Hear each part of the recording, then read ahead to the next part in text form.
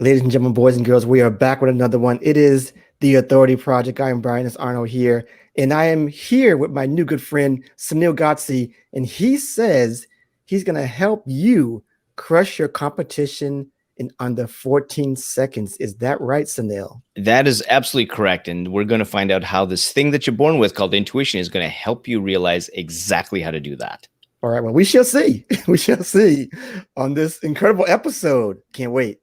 This incredible episode of the Authority Project. All right, ladies and gentlemen, boys and girls, feast your eyes and tune your ears. It's that time again. We are live with another episode of the Authority Project. It's the video podcast streamed on Facebook, YouTube, Twitter, and Periscope, where we talk to digital marketers, business coaches, and creators of all kinds on how they've built authority in their field and how you can mimic their success. Developing authority, building your audience, and attracting better clients to your own business. Now, without further ado, let's bring to the virtual stage your host, Brian S. Arnold. All right, we're back with another one. It is Brian S. Arnold here, and this is the Authority Project. You are the project, and we want to slap authority to your name so you can sell more of what you're great at. And I am here with Sunil Godse, and honored to have you here, my friend. How are you doing today? I am doing absolutely amazing. Thank you very much for this opportunity to speak to your peeps and hopefully drop some knowledge bombs today on intuition and how it's going to help you become good at what you're meant to be good at. Great. We're going to get into it very, very shortly here. But before we start, please tell me, Sunil, who are you personally and then professionally? Personally, I'm a father of two. I live in London, Ontario, Canada, and I'm all about intuition. And my purpose is all about helping people get good at what they're good at, or that's kind of my legacy, is helping people realize that they've got this powerful thing called intuition. And on the personal side, what it does is it strips you of the relationships that that are no longer serving their purpose. And on the business side, which we're going to talk about, is this thing called intuitive branding. And in both cases, there's this thing called trust that's developed that intuition helps you with in 14 seconds. And so within 14 seconds, which is what the science shows, you're able to strip away those relationships personally so that you'll only surround yourself with the right people. And that's very important for me and my family. And so it allows us to be with people who share the same values. And professionally, it helps me really kind of help other clients that I want to work with, that I'm in tune with, that have that ability to take themselves to the next level, all because of this thing called intuition, which they're born with. And I'm shining a light on it to make sure that they're able to maximize it, optimize it, so that they can just crush it in whatever purpose they have in the world. Great stuff. Awesome. Can you tell us, before we get in, one last question, what is your daily routine? My daily routine. So in the morning, first thing I always do is I talk to my two girls and make sure that they're doing okay. They're doing some homeschooling, and my 14-year-old runs a business called Heartification. It's a nonprofit business, so we make sure that she's in tune with what she needs to do. And then my 9-year-old is about to start a business, and so we're checking in there. And then I have my morning routine, which is fitness. So I do either a bit of jogging, a bit of exercise at home. And then usually in the morning is listening to a podcast and touching base with my team. And then I get right into some content creation. And then I take a bit of time away from the family that afternoon. And then back to content creation, listening back to the team if there's any things that we need to have some podcast guests here and there, client calls. And I'm usually done about 7 or 8 o'clock, and then I really kind of turn it off, and then back with the family again. Great stuff. Awesome, man. Awesome. Now, you ready to get into it? Let's get into it. I am ready. Let's go. Tell us how we crush our competition in under 14 seconds. So the essence of that is that when you look at this thing called intuition, which we're all born with, and we can get into the science of it, the intuition hits the thing called the amygdala, which is the base part of your brain. That's where the emotional center. And so when you feel like something's happening, or you feel like something's not quite right, that's your intuition at play. And it's either you're going to be eaten by a saber-toothed tiger or you're not. It's that simple. And so that trust, when researchers looked at taking a look at establishing trust, that trust happens in between 10 to 14 seconds. And so this is when you actually know that that person in front of you is someone that you can actually either pay money to, or you can come on as a client, and you're paying attention to a lot of different things within that 14 seconds. You're paying attention to body language. Do the words match the actions, and tone? And it's always on. So if somebody's trustworthy, over time, your intuition keeps watching that, so that if there's something off, you instantly know that something is off. And the problem is that a couple of problems. One is some of us don't know what our intuitive signals are that are triggering us to say, hey, there's something wrong here. And the other thing is fear, and the fear of actually making that decision to let people go or to take you into a really exciting area, but you want to stay in the same state. And you fear that, well, what if it doesn't work? And you start using self-talk, but your intuition takes all of that out of the equation. So as long as you're able to listen to those signals that a lot of people have, that's where the work is finding out what those positive and negative signals are. Those are the indications telling you this is the right decision or this is the wrong decision. It's just that simple. So how do we get these signals? how do we feel these signals coming So you're all born with it. So you're born with it, I'm born with it, and we're born with intuition. Over time, of course, we have all these different things that happen to us, all the different experiences.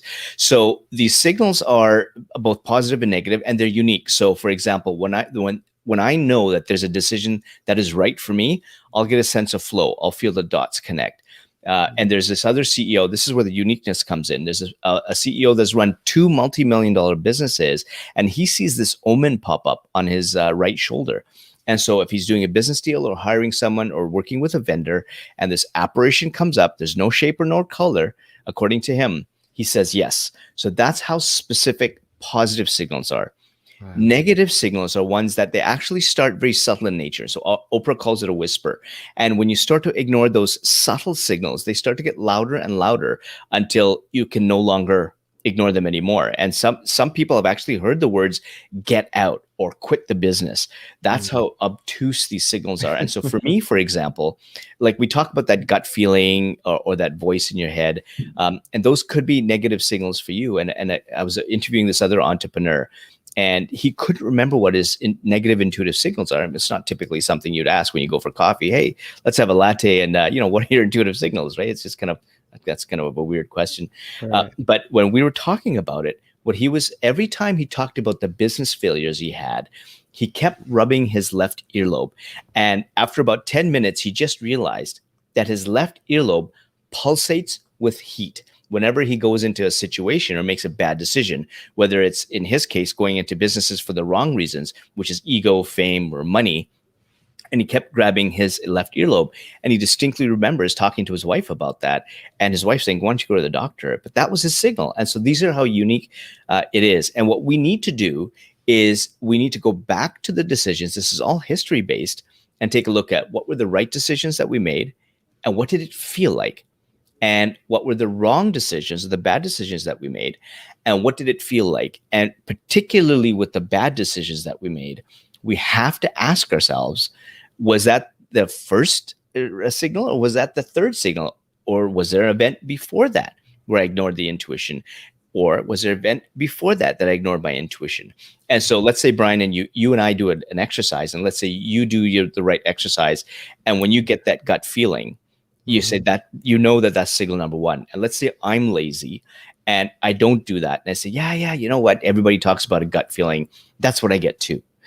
But if I made that mistake and my gut feeling is actually signal number 3, what happens is when I get that gut feeling, I've missed signal number 1 and signal number 2, which means I've made 2 bad decisions. If I've made 2 bad decisions, that could be me just stubbing my toe in a door, or I could be headed towards bankruptcy. I don't know. And so this is why it's so important to take a look at what your unique signals are. And one of the questions that I kept getting is that, well, they're just signals. I mean, is there anything to them, right? Yeah. And so when I looked at the research, and I spent over 10,000 hours looking at academic research, there's actually 4 types of intuition that inform these signals. And the best way I can show this to those listening and watching is through a case study of a non-believer. So one of my very, very first interviewees was a fellow by the name of John Rothschild. And this guy was an investment banker. So data, spreadsheets, that was something that drove all of his decisions. And so I phoned him up and said, hey, listen, John, I want to talk to you about intuition. And he goes, come on, Sunil, intuition doesn't exist. I'll give you an hour. Just come on down. And so I've got my film crew with me. I'm thinking, okay, this is going to be a very short interview. So I set up my camera and I'm telling him at that time, this is back in 2016, I was looking at research and it was showing that intuition came from, voices from God, manifestation and things like that. And it's okay if people define intuition like that. But for him, that didn't resonate with him. And so I told him about the guy who was a multimillionaire CEO, two multimillion-dollar businesses on these omens. And he says, Sunil, I would like to meet this guy. I'd like to shake his hand.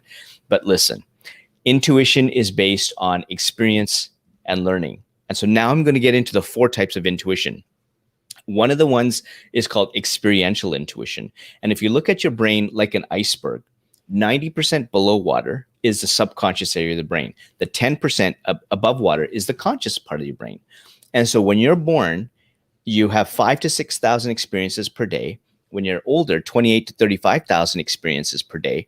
And they're formal experiences like going to college or street smarts, formal learning and all that stuff, good and bad.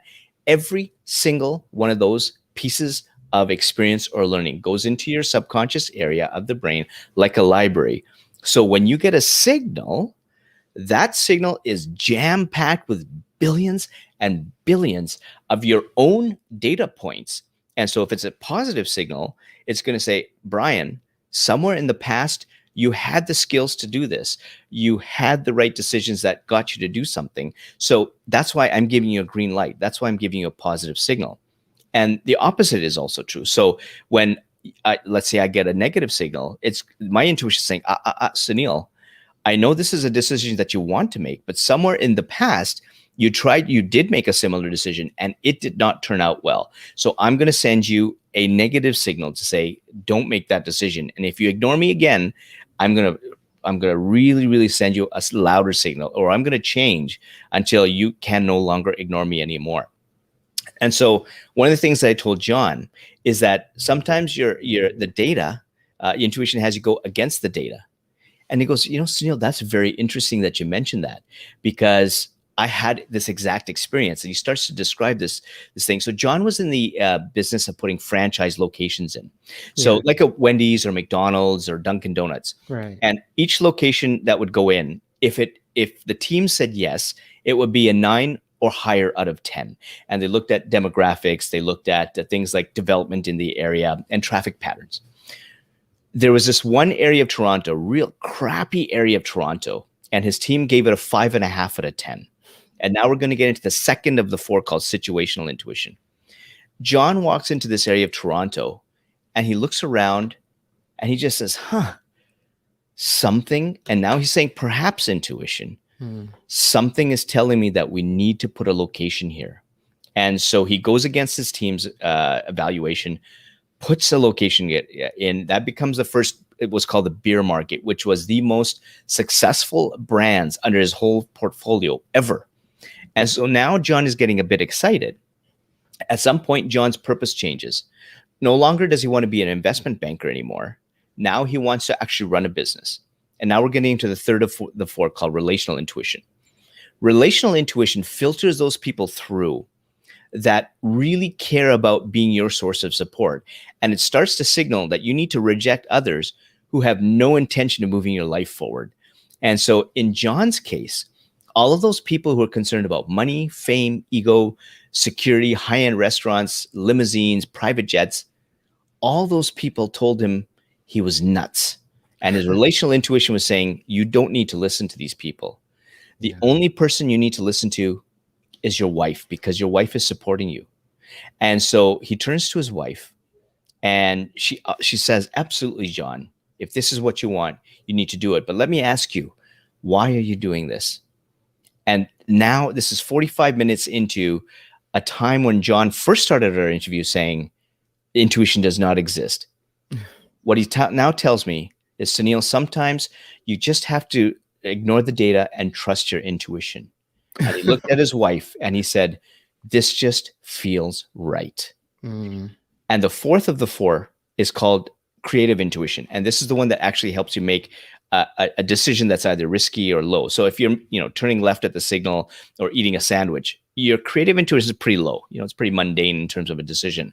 Yeah. In his case, you would think that his intuition would pick a really healthy business to run, good, strong cash flows, a good balance sheet, healthy revenues. Nope, not his intuition. His intuition says, John, you're going to run this tiny, bankrupt little restaurant. So his creative intuition was high. He says, my intuition is telling me to do that. He rolls up his sleeve and he walks into that tiny, bankrupt little restaurant. That restaurant ended up being Eastside Mario's location number 1. And over the next 20 years, he grew that one location into a $2 billion behemoth, over 1,000 locations, Wow. all because it felt right. That is the power of his intuition at work. Wow. Great stuff. Great stuff. Amazing story. I gotta get some questions in here. For sure. We might have to be rapid fire, but here's my first question to you. Does intuition still work if you think about it for a while and then act? Or do you think that someone should just act right away on their intuition? So a lot of people need that time initially. And so they need to, first of all, get in touch with their intuitive signals.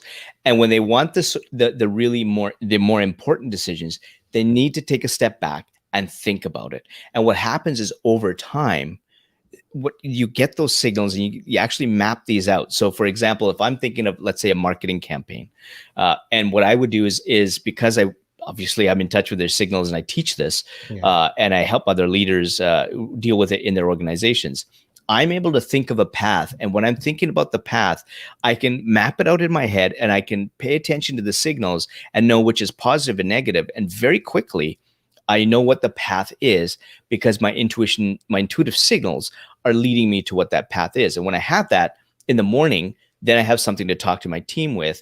And those signals now so when I map out that path, what I'm doing is I'm laying down the data, the structure, the methodology, because I can't just go to my team and say, hey, I just trusted my intuition, let's do this. They need a roadmap. And so I'm able to use the language of business in combination with those intuitive signals to say, this is the vision or the goal, and here's the roadmap that I have based on intuitive signals that's going to get us there. And then over time, that just becomes quicker and quicker and quicker, because now you become an expert in recognizing your signals. You become an expert in mapping those things out. And that's where you get the under 14 seconds. But it's quality over quantity all the time. Like, if you need to take time to think about that decision, take time to think about the decision. Okay. The main thing is, don't talk yourself out of what your intuition's already telling you. You need to either get into or get out of. Great stuff. Okay, so tell us why then, in your experience, why do we ignore intuition? Why do we hesitate? Do you believe that people get stuck because they're scared of what people might think, or the feedback, or that they'll make a big mistake and be embarrassed? Yeah. The biggest one is fear, and there's 3 types of fear now, and so there's the fear of failure, fear of the unknown, or fear of change, and so they just don't want to change. And so you have to also realize, it's now going back to the science of what intuition is. Intuition is, again, at the base, the amygdala. So it's the fight or flight. Either you're going to be eaten by a saber-toothed tiger, or you're not. And so this is where it's very important to know what your signals are. So whenever you feel fearful because there's a new opportunity, fearful because this is a change in behavior or a habit that you're not used to, this is where you need to pay attention to the signal. Because even though you might have fear, that fear is accompanied by a positive intuitive signal. And since you've already done the work to figure out what those signals are, then you know that, okay, this feels uncomfortable, but it's right. And when you overcome those fears, then you start to get a lot more confident, and then those fears start to subside. And then you're on a rocket ship to really making sure that your decisions land, because you're no longer really kind of succumb to that fearfulness, and you're able to get over it, because now you're becoming more of a master in your intuitive signals and less allowing your self-talk or your fear to get to you. So I got a couple more questions here. Yeah, for sure. So I've always said that even though, like, you have an opportunity, you miss it, there's always going to be another one coming your way. Do you believe that there, though, are opportunities where you're like going to be just forever regretful for not using your intuition and going about it? Because I think people get stuck in like, they missed this opportunity, then there's not going to be another one. They missed it. They missed acting on the intuition, and then nothing's going to happen again. Can you talk to that aspect of it? Absolutely. And so everybody's got opportunities, and if you're not in tune with your intuition, yes, you're going to miss some. But the thing is, your intuition never leaves your side. So even if you've missed that opportunity, or if you've missed the next 10 opportunities, there are other opportunities that are still there. And what you can't do is we can't look back and wallow in what we didn't do. What we need to do is, okay, let's take a stand. And everybody talks about, walking in the present moment. That's what you got to do. Take your time now to listen to those signals so that you can take advantage of these opportunities now. And time again, I've interviewed over 1,200 people in my podcast interview. Mm-hmm. The times that they've ignored their intuition, some of them have left homes through abusive relationships with nothing, or minus $30,000 in debt and 2 kids to feed, no money, homeless, in a car accident, on the bed after an Olympic career, whatever it is, they've hit rock bottom after having some kind of a successful life. Yet even at that time, they're able to trust their intuition. And some of them are multimillionaires today because they've learned to listen to those signals and get one opportunity after another. I mean, the one thing is I talk about Colonel Sanders all the time, right? He started at 65, almost broke, almost divorced, and selling, chicken recipes door to door. At 65, at 86, he's a billionaire. And this is something I tell my girls all the time, is you can start at whatever age. And the one thing you don't want to do is regret later. You don't want to ignore your intuition. When you have the opportunity to listen to it today, you don't want to regret it 5 years later, 10 years later. Don't even regret today. And most people do that, which is really unfortunate. You can't bring that back. But what you can do is you can change your circumstances today and move ahead. And there's one case study that I have. There's a fellow by the name of David Dame, and he's had cerebral palsy all his life, sitting in a wheelchair. And his dream was to be on a beach. And he finally gets this dream. He gets wheeled onto the beach on the Waterbury. He just wanted to have the sand and the water caress his toes. And his biggest fear started coming. What if I fall? So he gets stood up and he falls flat on his face. The fear actually happened. And now the self-talk, what are people going to think? Oh my God, I'm so embarrassed, etc., etc. All the self-talk. And then he said, Sunil, there's 2 things I can do at that exact moment. The first is I can sit back, I can succumb to my fear, go back in my wheelchair, and forever regret me never turning my dream into a reality. I am right here. Or the second thing is I can actually listen to the signals that are saying, come on, David, take a step in the water. And then take another step in the water, and then take another step. And David points to his chin and he says, the water gets to about here. And then he turns around, and he was blown away by how far he had come. So it's not about looking and planning and looking back and wondering what's happening. It's about listening to your signals and taking those steps in the water and taking the steps in the water. And that's how you reach the opportunities you want. That's how you reach ultimate success. That's how you reach your intrinsic happiness. And that's how you live life full of happiness and success, because you're trusting your intuition in the moment. Great stuff. Oh, this is awesome stuff, man. So I want to make sure, though, for people who are watching and listening later, that, well, let me put this out to you. Is there such thing as being too impulsive with your intuitions? Like I don't want people to say like Sunil said, I have to work on my own intuitions. I must buy this thing today. It's Prime Day. I need to go buy this now. My intuition is saying me to go buy this. Can we misinterpret our intuition? So it's not a misinterpretation of intuition. What you're doing is you're actually working on a highly emotional state, right? Okay. And the thing is, when we make those decisions, we all internally know why we're making that. There's something nice. It's a beautiful stereo. Beautiful TV. It's half off. You can try and blame intuition. You can try and say intuition led me down the wrong path. You can do whatever you want. In the end, whatever you want to sell to anybody else, you yourself know whether you're listening to your intuition or not. You yourself will know bang on. And so you may fool yourself. You can fool other people with your talk, and most people don't get fooled. They already know you're talking a bit of crap. they just won't tell you that. And that's how marketing programs go bad, because they know you're full of crap. They know what you're saying. You're stopping the scroll, but you're disingenuous. I don't want to deal with you. And that's why it's so expensive when it comes to Facebook ads and things like that, is because you're being disingenuous. You're not living with purpose. You're not having a business with purpose. I don't know you. I don't believe you. And that's my intuition saying that. So this is where if you're doing things, and I'm bringing this back to a business context, if you know what you're doing in a genuine way, and it goes with any decision, whether you're going on Prime Day or running a business, when you do things with purpose in a very genuine way, people will want to work for you. Your employees will come. You'll find the right business partners because their intuition is sync with your intuition. That's what I call intuitive resonance. Then your customers believe you and they support you. And that's when they come, when the employees come and the customers come, and you're doing great things as a leader and trusting your intuition. That trifecta is how you crush your competition. And remember, that happens in 14 seconds or less. And no other business is doing that. And that's why you're able to crush your competition.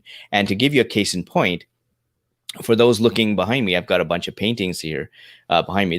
So my 14-year-old actually runs a nonprofit business with her purpose of helping those with disabilities and illnesses. And in over a year, she's raised $30,000 and has her own podcast series and is interviewing. And there are people that say no to me and you say yes to her because she's cuter. I'm not sure where that's happened, but she's driven by a purpose.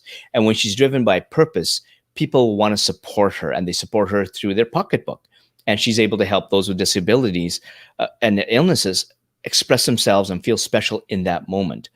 And when you do that as a business, there's other artists that are painting out there, but people want to buy from her. People love her story and they're drawn to that.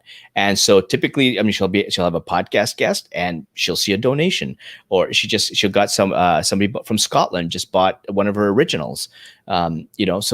This is touching the world, right? But this is where this purpose comes in. And as a business, this is where we need to go, because people are so tired of the marketing messages. They're tired of the fakeness. And that's their intuition saying, I don't believe you. And that's why it takes 1% to 4% to get through your marketing speak. But when you're actually operating on an intuitive level, that gets to the 10 to 15% of the clients that I'm having. That's a 10 to 15% conversion, because they're living their purpose and they're attracting the right people, and they're repelling the others who are no longer going to buy from them anyways. And again, that's based on intuition, that quick thing that happens at the base, which everybody has. And when that is in resonance with all the other customers and the employees and you as a leader, you're on fire. And then your business is just about to skyrocket. And that's because nobody else is doing it. And that's why I'm in business. Awesome. So I have one last question. Yeah. I'm just going to give this like in general, because I think you have such an incredible, unique niche that is just really, I think, unmatched out there. So I want to put it this way. There are people who are watching now that are listening later, and they want to know, well, they have similar goals, similar interests as you are, and they want to know how they can become. I put this in your. We can put it in your own words. Yep. How can they become an authority in their space? So the one thing is, everybody has something that they have an authority in. What are they authority in, and how does it help people in a very, very genuine way? If you're just copying from somebody else, if you picked up, the Tony Robbins' 5 values, or even if you're in the crowded digital marketing space, what is it that you have to deliver that's unique? And that people say, yeah, that's really interesting, and that is able to deliver value and results because you've got a couple of testimonials. That uniqueness that's combined with a story of why. There's got to be a why. Why are you in digital marketing? What problem did this happen? What problem did this alleviate for you? And that story is what you need to put out there. And that transition because in the end, it's just digital marketing.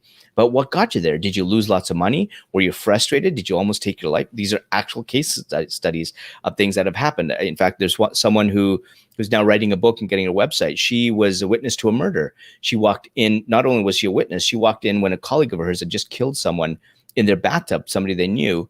And she escaped, thankfully. She was told she was next. And now she's written a book about it and a website. So that purpose, that story drives her, that the healing journey, and that's what's going to sell books. That's what's going to get her speaking engagements. That's going to get her podcast shows. All the business thing happens because she escaped being murdered. So and of course, you don't have to have that magnanimous of a story, but what was the story that drove you to do something? If it's because it's sexy and somebody else is doing it, those people who have the money to spend will see right through that, and you will not have a business. You may have some short-term clients that are very vulnerable and you get in through Facebook ads or what have you, but you will not run a business whatsoever, and you will quickly find that there's no money in your account. But when you're driven by purpose, remember, this is your intuition and the intuition of others saying, I believe you. This is an amazing story. I want to learn from you. What do you have? Let me pay you for it. That's how business is done. Amazing. Fantastic. That's just perfect, man. Perfect. Can you tell people now where they can find you after the show? Please. Yeah, absolutely. So they can go to, so there's intuitionology.com, which is the personal side, and there's a 7-day challenge there. But for the business side, if you want to learn about intuitive branding and how to do this with living your purpose and working with your purpose and having that driven by intuition, you go to sunilgodse.com, click on a link, and we'll have a call with me or my team, and we'll try and get you to whatever mark you're trying to get and get you to scale that business. Awesome. And real quick for people who are listening, can you just pronounce so the letters and make sure they know? Yeah, absolutely. Sunilgodse.com is SUNILGODSE.com. And that's probably the best way to reach me there. And then we'll have a quick conversation and let's see how we can, how I can help you implement intuitive branding and how I can help you crush your competition in under 14 seconds. That's great, man. I love it.